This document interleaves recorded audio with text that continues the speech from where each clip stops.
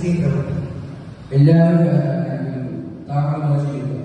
സത്യം തെറ്റാൻ പറയാൻ എനിക്ക് കഴിയില്ല. പക്ഷേ അധികാരത്തെക്കാൾ വലുതാണല്ലോ മനസ്സാക്ഷി. രാജാവ് തന്റെ ഇഷ്ടപ്രകാരം സഭയുടെ തലവനാകാൻ ആഗ്രഹിച്ചു. എന്നാൽ തോമസ് മൂർ അതിനെ എതിർത്തു. രാജാവിന്റെ സഭയുടെ പരമാധികാരിയായി ഒപ്പിടുക.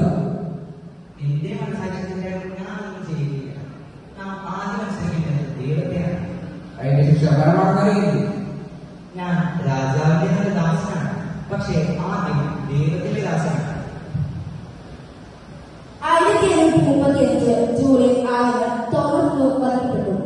എന്നാൽ അദ്ദേഹത്തിന്റെ ശരീരം മാത്രമാണ് മരിച്ചത്. സത്യത്തിന് വേണ്ടി ജീവൻ നൽകിയ അദ്ദേഹത്തിന്റെ മഹത്വം ഇന്നും ലോകത്തെ പ്രചോദിപ്പിക്കുന്നു. സത്യത്തിന് വേണ്ടി നിലകൊണ്ടതിനാൽ വിശുദ്ധ തോമസ് മൂർ ശിരസ് ഛേദിക്കപ്പെട്ട് രക്തസാക്ഷിത്വം വരിച്ചു. കർത്താവേ, സത്യത്തിനു വേണ്ടി നിലകൊള്ളാനുള്ള ശക്തി എനിക്ക് നൽകണമേ. എന്റെ കുടുംബത്തിനു വേണ്ടിയും രാജ്യത്തിനു വേണ്ടിയും ഞാൻ പ്രാർത്ഥിക്കുന്നു. സത്യം വിജയിക്കട്ടെ.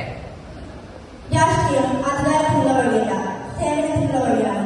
അഴിമതിയും കളത്തലും വന്ന ലോകത്തിൽ വിശുദ്ധ തോമസ് മൂർ നമ്മെ പഠിപ്പിക്കുന്നത് മനസാക്ഷി വിറ്റഴിക്കരുത്, സത്യത്തിനു വേണ്ടി നിലകൊള്ളുക എന്നതാണ്. ഇന്നേ ദിനം നമുക്ക് എല്ലാവർക്കും ഒന്നു ചേർന്ന് പ്രാർത്ഥിക്കാം. വിശുദ്ധ തോമസ് മൂറെ